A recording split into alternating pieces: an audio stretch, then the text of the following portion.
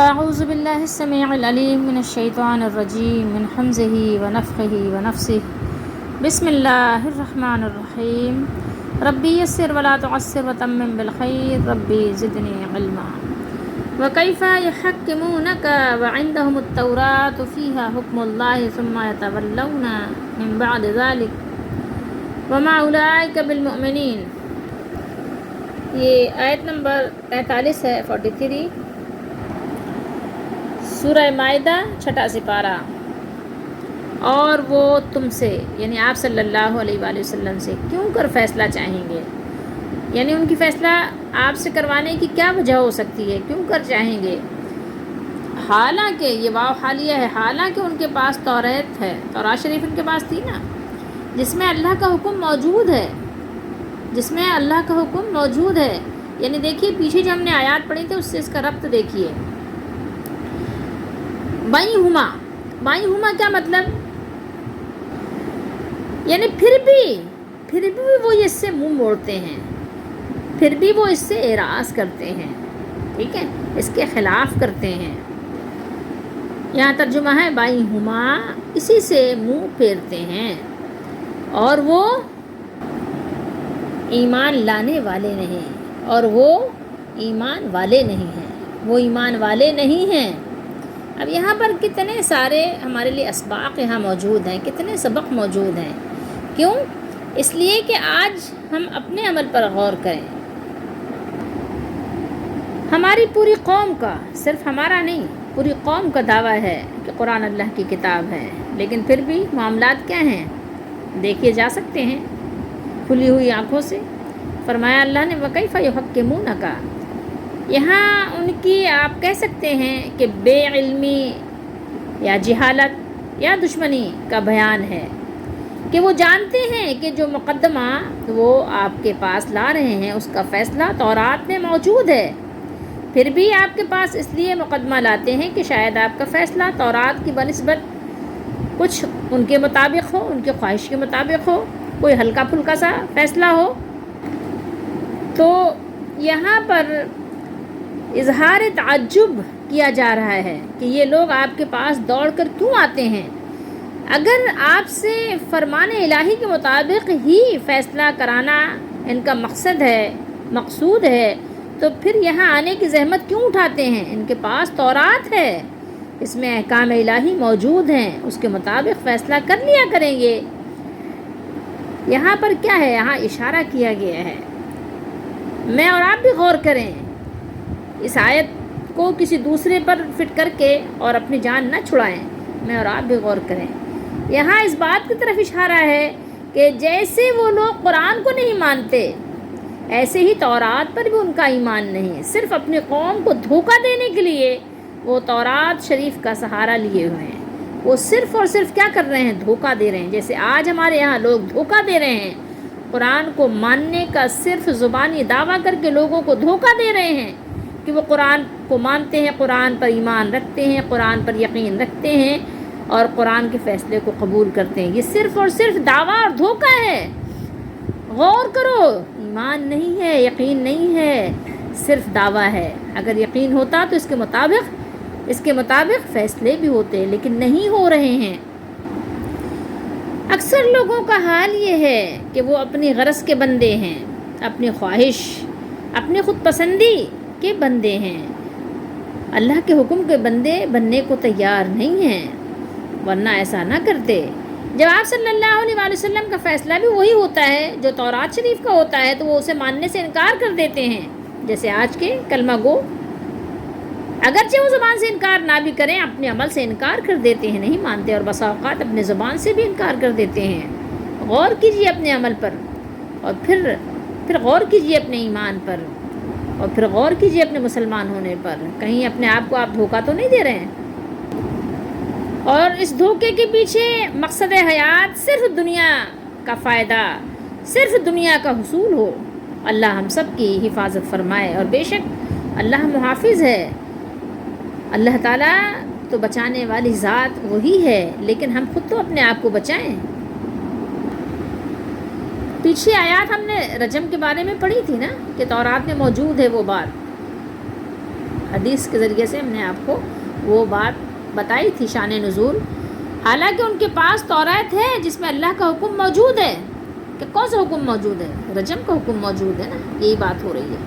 وَعِنْدَهُمُ التَّوْرَاةُ فِيهَا حُكْمُ اللَّهِ، حکم اللہ، حکم اللہ، اللہ کا حکم. اس آیت میں اللہ تعالیٰ نے تورات میں موجود رجم کے فیصلے کو اللہ کا فیصلہ قرار دیا ہے. جو لوگ رجم کے منکر ہیں، اگرچہ بہت سی صحیح احادیث کا بھی رد کرنا موجود ہے. کس چیز کا؟ ان کی باتوں کا. جو لوگ رجم کا انکار کرتے ہیں، صحیح احادیث بھی ان کی باتوں کا رد کرتی ہیں، مگر یہ آیت مبارکہ پختہ ترین مضبوط دلیل ہے کہ قرآن نے تورات میں موجود رجم کے حکم کو اللہ کا حکم قرار دیا ہے. پھر نہ اس کی تردید کی ہے اور نہ اس کو منسوخ کہا ہے، بلکہ اللہ کے اس حکم کو اس سے پہلے اہل کتاب اور مسلمان دونوں پر نافذ فرمایا. معلوم ہوا قرآن میں بھی رجم کا ذکر موجود ہے. یہ بات کیسے معلوم ہوئی کہ قرآن مجید میں بھی یہ حکم موجود ہے؟ دیکھیے یہاں پر ان اوتی تم، یہ حکم تمہیں ملے تو کیا کرو؟ مان لو. ھذا فخذوہ، ٹھیک ہے، اس کو قبول کر لو اگر یہ ملے تو. وَإِن لَّمْ تُؤْتَوْهُ، اور یہ نہ ملے تو بچو. اس کے شان نزول میں کیا ہے؟ حدیث نمبر دیکھیے، یہ آپ کی تائید کر رہی ہے، ٹھیک ہے. 7543 کتاب التوحید میں یہاں پر ارشاد فرمایا کہ نبی کریم صلی اللہ تعالیٰ علیہ وآلہ وسلم نے بیان کیا آپ کے پاس یہودی مرد اور عورت لائے گئے جنہوں نے کیا کیا تھا؟ یعنی بدکاری کی تھی.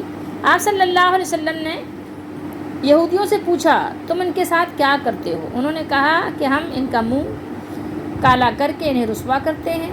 یعنی جیسے ہوتا نا گلیوں میں اور بستیوں میں پھیرے لگوانا لوگوں کے درمیان، مطلب اتنی بات کافی، کیونکہ جان بخشی ہو جاتی ہے نا. اب اگر جان بچانے کے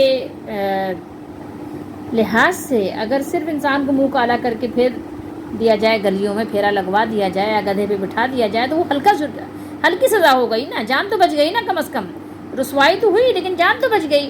تو وہ یہ کرتے تھے، پھر رسوا کرتے ہیں. تو آپ صلی اللہ علیہ وسلم نے فرمایا تورات لاؤ اور اس کی تلاوت کرو اگر تم سچے ہو، اگر تم واقعی سچے ہو. تو فرمایا کہ فاتو بالتورات فتلوہا ان کنتم صادقین، اگر تمہارے اندر واقعی سچائی ہے. تو کیا ہوا؟ تورات لائے اور ایک شخص جو ہے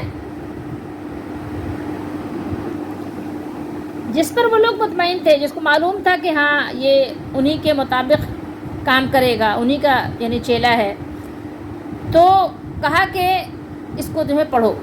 چنانچہ اس نے پڑھا اور جب اس کے ایک مقام پر پہنچا تو اس پر اپنا ہاتھ رکھ دیا، چھپا دیا. آپ صلی اللہ علیہ وسلم نے فرمایا اپنا ہاتھ ہٹاؤ، ہاتھ اٹھاؤ. جب اس نے ہاتھ اٹھایا تو اس میں آیت رجم بالکل واضح طور پر موجود تھی. اس نے کہا اے محمد صلی اللہ علیہ وسلم، ان پر رجم کا حکم تو واقعی ہے لیکن ہم اسے آپس میں چھپاتے ہیں. حکم تو موجود ہے، ہم چھپاتے ہیں. جیسے ہمارے ہاں قرآن کی آیات چھپائی جا رہی ہیں نا، ان کے یہاں کی جو یعنی چھپانے کا طریقہ تھا دو طرح سے تھا. ایک تو یہ کہ وہ لکھے ہوئے کو بھی کیا کرتے تھے، اس کو جیسے ہمارے یہاں ہے نا بچے جب کوئی سبق لکھتے ہیں غلط ہو جاتا ہے کیا کرتے ہیں، وائٹ ٹوپ پھیر کر اس کو ختم کر دیتے ہیں. تو ان کا بھی یہی حال تھا، اس کو وہاں سے چھپا دیتے تھے اور کچھ اپنی مرضی سے دوسری چیز لکھ دیتے تھے. ایک تو یہ تھا، اور ایک یہ تھا کہ جیسے کہ ہاتھ رکھ کے چھپا دیا یا لوگوں سے بتایا ہی نہیں یا کچھ اور بتا دیا بدل کر. تو ایک تحریف تو ہمارے یہاں بھی موجود ہے، دوسری نہیں ہے. قرآن کی حفاظت کا ذمہ اللہ نے لیا ہے تو اس میں کوئی اور چیز لکھنے کا فرق تو نہیں کر سکتا. لکھا ہوا تو وہی ہے جو اللہ نے لکھا ہے، ٹھیک ہے، اس میں تو وہ فرق نہیں کر سکتے، اس کو مٹا نہیں سکتے، اس کو بدل نہیں سکتے، لیکن بتانے میں سمجھانے میں وہ فرق کر دیتے ہیں. ٹھیک ہے، تو یہ چیز ہمارے یہاں موجود ہے. تو انہوں نے بھی آپ صلی اللہ علیہ وسلم سے کہا کہ ہم آپس میں اس بات کو چھپاتے ہیں. چنانچہ دونوں رجم کیے گئے. میں نے دیکھا کہ مرد عورت کو پتھر سے بچانے کے لیے اس پر جھک رہا تھا. تو اس حدیث شریف سے آپ کے دل کو تسلی ہوئی ہوگی کہ قرآن مجید میں اللہ تعالیٰ نے جو بات بیان فرمائی ہے نبی کریم صلی اللہ تعالیٰ علیہ وآلہ وسلم نے اس کی وضاحت فرما دی۔ تو قرآن نے بیان کر دیا کہ وہ ایمان والے نہیں ہیں، ٹھیک ہے، وہ اگر ایمان والے ہوتے تو اللہ تعالیٰ کا حکم اوپر رکھتے، اللہ کی بات مانتے، ٹھیک ہے، ان کو اس بات میں کوئی تردد نہ ہوتا، اللہ کے فیصلے کو تسلیم کرتے، دل و جان سے تسلیم کرتے، ٹھیک ہے، لیکن وہ کیا کرتے ہیں؟ وہ ایمان نہیں رکھتے ہیں، وہ ایمان والے نہیں ہیں۔ قرآن مجید نے یہاں پر صاف اور واضح انداز میں بیان کر دیا کہ جو قرآن مجید کے فیصلے کو نہ مانے، جو اس پہ یقین نہ رکھے، اس پر عمل نہ کرے، تو پھر وہ کیا ہے؟ اللہ نے فرمایا وما اولئک بالمؤمنین، تو پھر وہ ایمان والا نہیں ہے۔ صرف دعویٰ کرنے سے کوئی ایمان والا نہیں بنتا۔ یہ بات اللہ نے تعالیٰ نے یہاں پر بیان فرما دی کہ تعجب کی بات ہے کہ وہ کیسے اپنے پاس تورات شریف ہوتے ہوئے جس میں احکام الہی موجود ہیں تم کو منصف بناتے ہیں، نبی صلی اللہ علیہ وسلم کو، صحابہ کو یا مسلمانوں کو وہ منصف بناتے ہیں، پھر اس کے بعد کیا کرتے ہیں؟ پھر جاتے ہیں، اس کے بعد بھی کیا کرتے ہیں؟ پھر جاتے ہیں، یعنی لوٹ جاتے ہیں، نہیں مانتے، منہ پھیر لیتے ہیں۔ تو دراصل یہ ایمان اور یقین والے ہیں ہی نہیں۔ آپ اس بات کا یقین کر لیں کہ وہ ہیں ہی نہیں ایمان اور یقین والے۔ قرآن مجید کو سمجھنے والوں کے لیے اتنی بات بھی کافی ہے جو یہاں اللہ تعالیٰ نے بیان فرمائی ہے۔ جو لوگ سمجھنا چاہیں کہ وہ مسلمان ہیں یا نہیں، اور یہ بھی یاد رکھنا چاہیے کہ مسلمان یہ نہیں ہوتا کہ کتنے فیصد ہے، مسلمان 100% ہونا چاہیے۔ عمل میں کوتاہی ہو سکتی ہے، بھول چوک ہو سکتی ہے، لیکن ایسا نہیں ہو سکتا کہ کچھ بات مان لی اور کچھ بات نہیں مانی ہے۔ ایسا نہیں ہے کہ آپ 50% آپ مسلمان ہیں اور 50% آپ کافر ہیں، نہیں، آپ کو 100% ایمان لانا ہوگا، یعنی پورے کے پورے قرآن پر ایمان لانا ہوگا، پورے کے پورے قرآن پر عمل کرنا ہوگا۔ اگر کبھی بھول سے یا کبھی انسانی جو آپ کی فطرت ہے اس کے غلبے کی وجہ سے کوئی کوتاہی ہو جائے تو پھر اس پر کیا کرنا ہے؟ اصرار نہیں کرنا بلکہ استغفار کرنا ہے، فوراً رجوع اللہ کرنا ہے۔ ورنہ یہ کہ ایسا نہیں ہے کہ آپ قرآن مجید کی کچھ مان لیں بات اور کچھ نہ مانیں اور پھر بھی آپ مسلمان ہیں، ایسا نہیں ہو سکتا۔ اللہ تعالی ہم سب کو توفیق دے کہ ہم قرآن مجید کی انفرادی طور پر ہو یا اجتماعی طور پر ہر بات کو ماننے والے ہوں۔ اگر نہیں مانتے تو پھر یقین کیجئے کہ اگر آپ نے ایک بات بھی ماننے سے انکار کیا یا آپ نے ماننے سے روگردانی کی، منہ پھیرا، تو پھر اللہ تعالیٰ آپ کے کسی بھی عمل کو قبول نہیں فرمائے گے۔ اور یہی نہیں ہے بلکہ ایسا بھی ہے کہ آپ یہ نہ سمجھیں کہ جناب آپ مسلمان ہیں، مسلمانوں کی فہرست سے بھی آپ کو نکال دیا جائے گا۔ اگر ہمیں مسلمان بننا ہے تو ہمیں پورے کے پورے قرآن پر ایمان اور یقین کے ساتھ عمل کرنا ہوگا۔ اللہ تعالیٰ ہم سب کو توفیق دیں، اور بے شک توفیق اس کو ملتی ہے جو اس کے لیے کوشش کرتے ہیں۔